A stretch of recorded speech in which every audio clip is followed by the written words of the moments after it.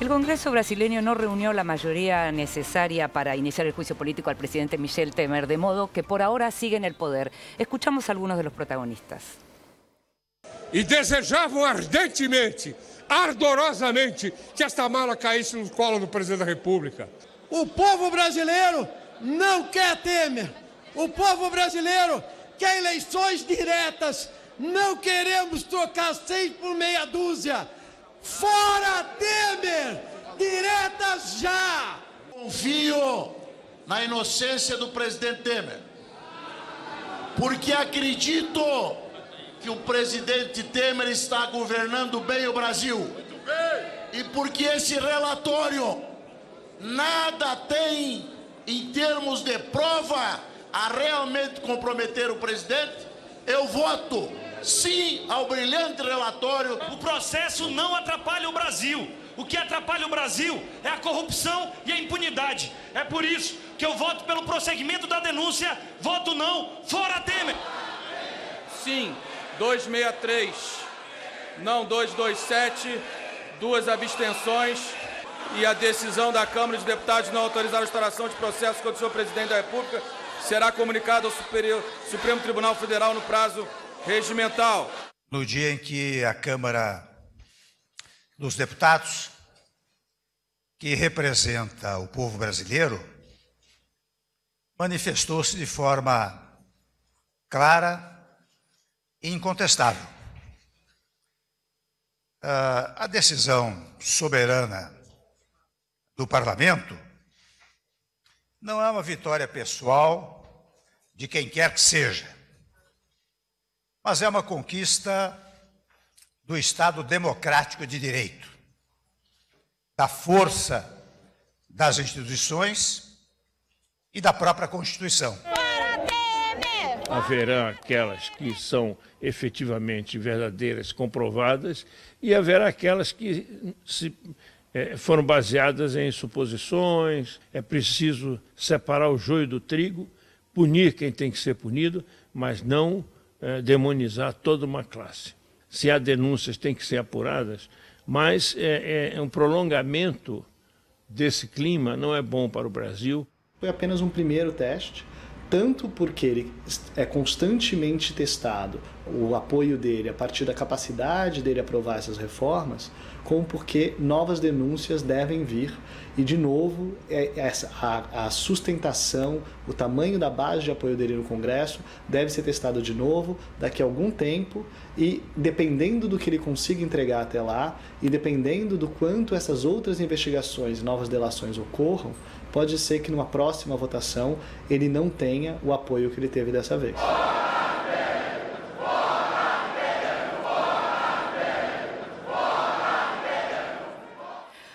Aunque uno puede entender, digamos, lo que tiene que ver con los choques de intereses o con los intereses afines en este caso, técnicamente uno, Andrés, que seguimos con Andrés Malamud en esta conversación, uno puede entender que a Dilma se la sacó del poder sin pruebas de corrupción, por ejemplo, y por algo muy menor, y sin embargo, con pruebas bastante más concretas en contra de Temer, sin embargo, Temer está ahí.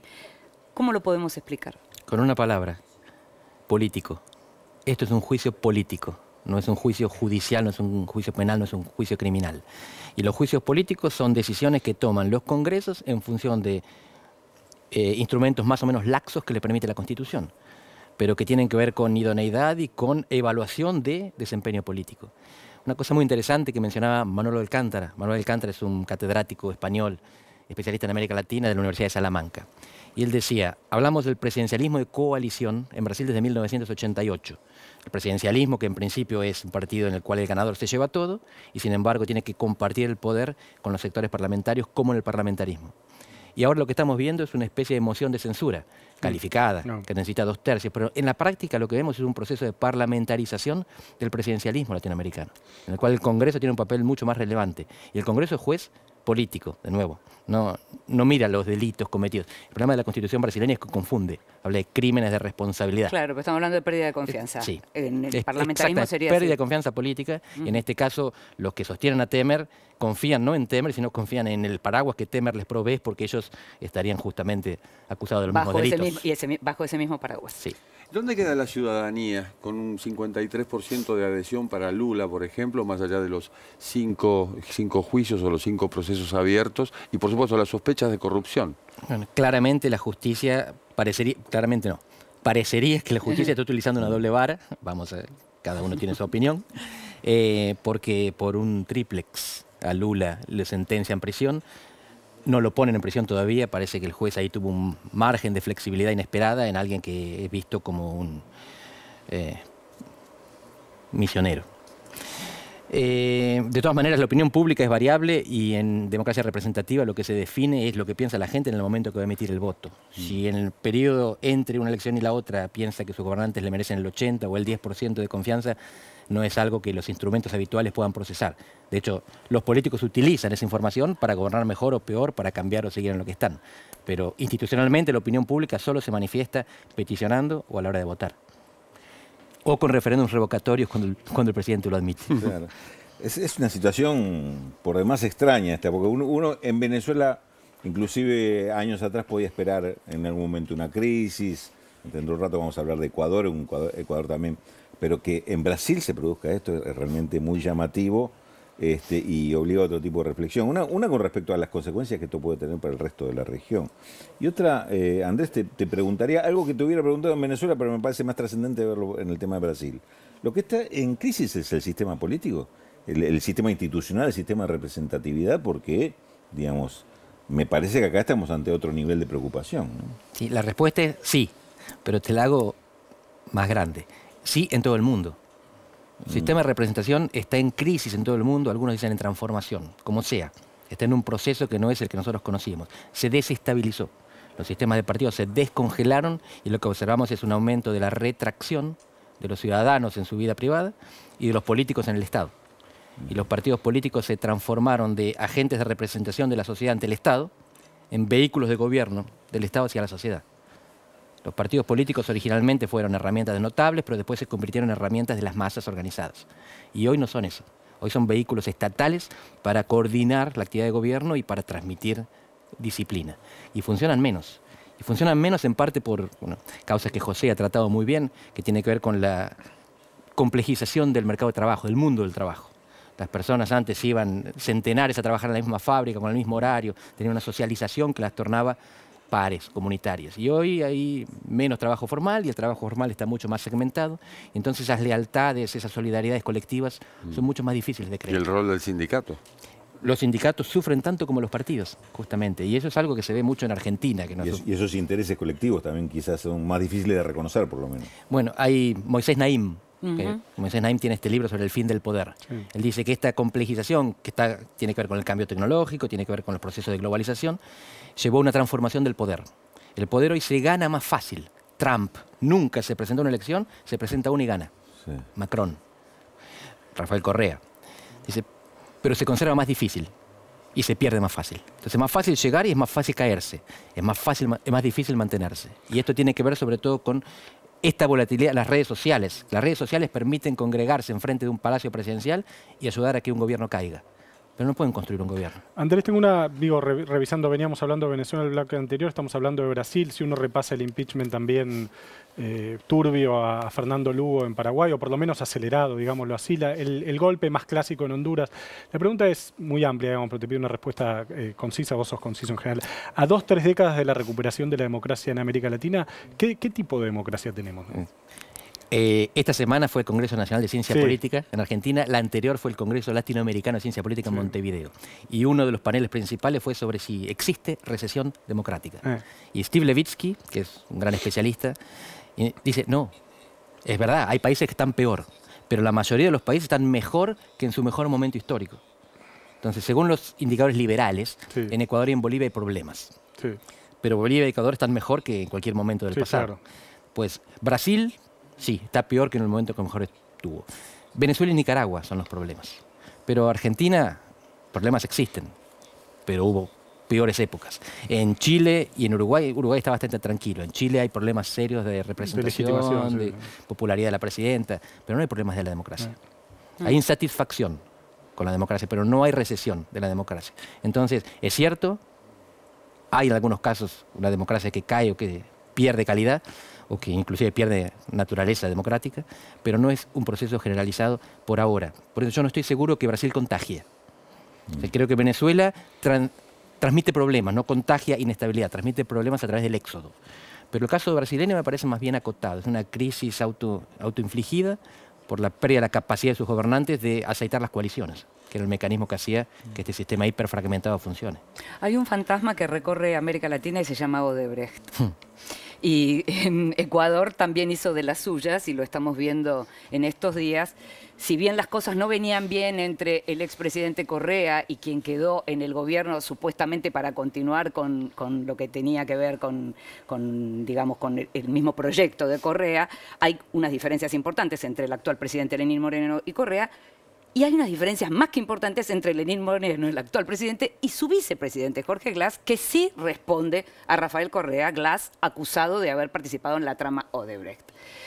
Bueno, rápidamente, el presidente Lenín Moreno le quitó todas las atribuciones al vicepresidente. ¿Cómo ves que puede seguir una situación en términos políticos en Ecuador con estas condiciones? Bueno, hay dos vicepresidentes complicados en este momento en América Latina. Me gustaría mencionar el caso uruguayo también de Sendik, que por razones mucho menos graves está en una situación parecida y podría tener que renunciar para evitar el escándalo de su partido. Pero el caso venezolano es más grave, porque Sendik mintió sobre su título y se compró unas zapatillas con la tarjeta estatal. Pero el caso de Glass está relacionado con algo que para los que estudiamos integración regional es problemático. Es que los procesos más exitosos de integración en América del Sur fueron el narcotráfico y la corrupción. Es lo que mejor cementó. Dicho así, es una puñalada. Es duro, pero bueno, no parecía. Parecía que Odebrecht en realidad lo que hacía era regionalizar la obra pública. Y llegó eso como banco formal. Claro, tremendo. Bueno, la situación es muy complicada porque ahí Moreno, Glass no es importante. No, claro. La cuestión es que Glass es el hombre de Correa. Claro. Y entonces lo que esto hace es resquebrajar la coalición de gobierno y demostrar una vez más que los presidentes latinoamericanos no tienen tanto poder ni cuando están en el gobierno, ni cuando los echan, ni cuando imponen al sucesor, ni cuando quieren que su legado lo sobreviva. Pero esa cuestión del personalismo, porque en el caso de Correa vemos personalismo, en el caso de Venezuela seguimos viendo lo que tuvo que ver el personalismo de Chávez, en Brasil vemos el personalismo por el lado de Lula.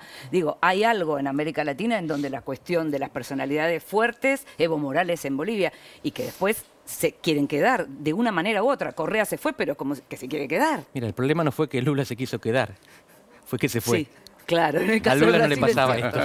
Es verdad, es así. Pero, bueno, no, Andrés, otra pregunta relacionada con Ecuador que me parece también que es la cuestión de la sucesión, digamos, vos lo planteaste. Hay diferentes formas de procesar la sucesión en democracia. En algunos casos se apostó a una reelección, como en el caso de Venezuela, en el caso de Nicaragua, como quiso hacer Evo Morales contra su voluntad y en otros y no lo pudo concretar. Y en otros casos vemos cómo la decisión de delegar la sucesión en otra persona terminó mal. El caso de Dilma y el caso ahora de Ecuador, no porque termine mal, sino porque en este caso se está quebrando la coalición.